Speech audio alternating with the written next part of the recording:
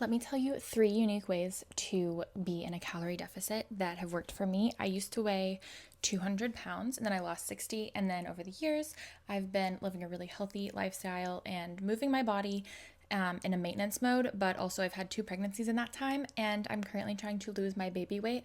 And I've learned a lot of things to do differently this time. You're going to want to romanticize your meals. We are not meal prepping like boring chicken and broccoli. We want like fine dining, fine cuisine. You know what I mean? So we're going to be finding the highest protein version of meat and looking at the calories and controlling the portions, okay? I'm not here to give you like nutrition advice. I'm just here to like help you romanticize. You're still going to be making delicious food. We are making yummy, yummy food. Also, making it yourself, like, of course, is going to help you have more control over things. And if you're like, don't know where to start, YouTube is an amazing place to figure out how to cook basics or not. And it's just going to take some practice. I used to not be able to cook vegetables, and now I can do it like while I'm having a conversation with someone, and I can walk away from my veggies on the stove. That was something that I really wanted to master, and I have. I actually had my husband's mom teach me. Sometimes whenever we make food that is so delicious and balanced, because we're not just worried about protein, we want our fruits and veggies, we want everything that we like to eat along with what we need. So reminder that a calorie deficit is literally only temporary. I myself got overwhelmed and forgot about that. So it's only temporary, and it's just going to be a little bit more work, but that's okay because we're still making delicious food. We want a little bit of everything on our plate. We want fruits, veggies, protein, salty, sweet, umami, we want all the things. That's going to keep us satisfied. And also, a big part of a healthy lifestyle is pleasure. Like, are we forgetting, like, we don't need to be at 100% all the time. Like, I'm not going to live forever unless they come up with some other way to do it, Like, I'm not trying to eat gross food to look a certain way. We are focusing on delicious food that is also good for us. And we're not going to forget about, needing fiber and what the other foods we're putting in our body do for us. Fruits have antioxidants. Fruit and vegetables are amazing for our skin. They help us poop. One of my favorite things. Staying regular. And there's so many benefits to eating different types of food, whether that's meat, fruit, veggies, supplements, protein powders, this and that. That's another thing. I have a big sweet tooth, and there's absolutely nothing wrong with making the protein-packed version or healthier version of something as long as it actually is something that you're enjoying and you think tastes good. So like, I have been making chocolate lava cakes that are like protein almost like every single night. It is so, so good because like I already would want to bake a lava cake, and like, why not just go ahead and make it protein, because then I'm going to be like more satisfied with it and it doesn't taste different. You know what I mean? So that's tip 1, romanticizing our food and, fine dining with a calorie deficit. Number 2 is it doesn't just have to be your caloric intake deficit. You could just be moving your body a little bit more every single day, every other day, just like upping the cardio a little bit. I'm not saying go crazy. I used to go crazy. I get it. I'd be on the Stairmaster like 4 to 5 times a week for like an hour a day. And like, that was honestly kind of easy because you can just kind of like veg out on your phone and you're like sweating. It's not a bad idea, but now I understand the importance of strength training. I am like a breastfeeding mother who does not get to sleep, 8 hours a night, and I have interrupted night sleeps every single night.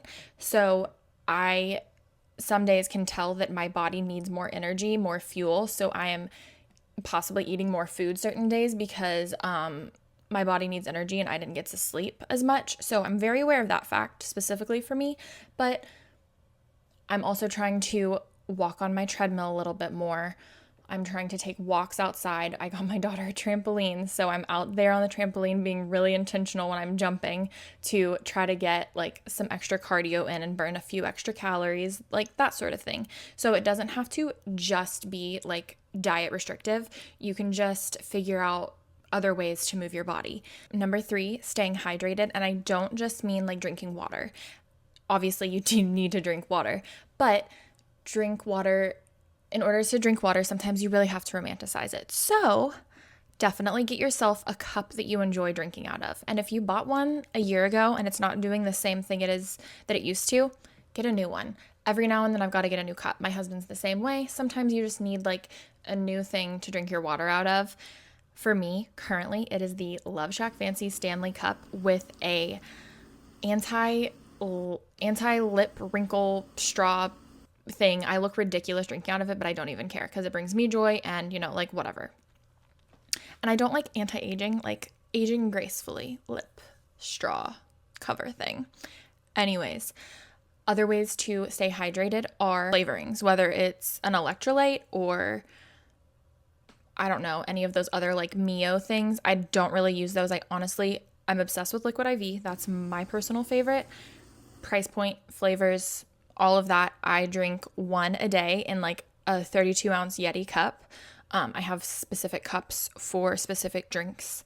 That is part of a elevated way of staying hydrated. I also love the Chroma cranberry like elixir thing. It is delicious. I add it in with water and a little bit of lime because it does have a little bit of cayenne, so it's a little bit spicy. But if you add the lime, it's like you're drinking a little mocktail, like a little cranberry sour. I personally love citrus, so you're also getting a little bit of vitamin C. And again, like I said, you want to be enjoying what you're eating and doing. Sometimes things are placebo, but like this is nourishing my soul. You know what I mean? Some other things I do is I drink coconut water with lemon first thing in the morning when I wake up after I tongue scrape and brush my teeth. That is just a way to hydrate my dehydrated body from sleeping through the night. It's delicious. Coconut water is just more electrolytes. I'm not that big of a fan of drinking coconut water by itself. It's just like not my favorite flavor, but whenever you add lemon to it, it's just like lemon water. And I have a giant cup of it and I just chug it and it like revives me. I am such a huge tea drinker. I seriously love drinking tea. I have all sorts of different kinds. This is going to help not only hydrate you, but it's giving you so many more flavors. It's so much more fun and enjoyable. I have these teacups and saucer sets from Christina Ray that are just so stunning and beautiful. So it's really like a luxury drinking out of them. Like it's a whole experience. We're making a whole experience. And I do add sweetener to mine, but there's this tea, this birthday cake tea. Look at this box. It's seriously like screams Hope James Fifield. So I love this one. I'd never experienced this before, but it is pre-sweetened with stevia. I personally do not care for the flavor of stevia, so that's not usually what I sweeten with. I usually use honey or agave, but this was pre-sweetened, and I'm very careful about only steeping it for like 3 to 5 minutes. If you steep it longer than that, it gets too bitter. There are certain teas that I'm very careful with. Other times I'll just let the tea bag sit in there until I'm done drinking it. But this one, so it's 0 calorie, and so it's like a little sweet treat. And it's already sweet. I don't know. It's so fun. They have so many different flavors. I'll link them down below. But the birthday cake one, of course, is my favorite. So I do tolerate the stevia taste because I do like the birthday cake flavor. I love a dessert tea. Another honorable mention for teas is the Princess Cake by Teflon Tea. I am obsessed with this one. It is so good. I make it for my whole family's a tea drinker. My 2-year-old, tea drinker. Husband, tea drinker. So we are all staying super hydrated. And of course, at night before bed, I am drinking my Sleepy Time vanilla tea with a pinch of sea salt and honey and a little dash of vanilla. That's part of my nighttime ritual. It is so yummy. And then I'm going to bed, slightly more hydrated. Now, I have an overactive bladder. I have for years. I've gone through 2 pregnancies. So it doesn't really actually matter if I drink a whole lot before bed or not. I am going to have to wake up at some point in the night to pee, probably once or twice. Right now, I'm pumping before bed and at 4 a.m. every day. So I have the breastfeeding thirst. I drink a whole 42-ounce water every single time I pump. So I'm just kind of like in this phase right now where it really doesn't matter. I'm just hydrating and constantly. But aside from that, I really enjoy yummy, romanticizing ways of staying hydrated. I hope these tips were helpful. Bye, dolls.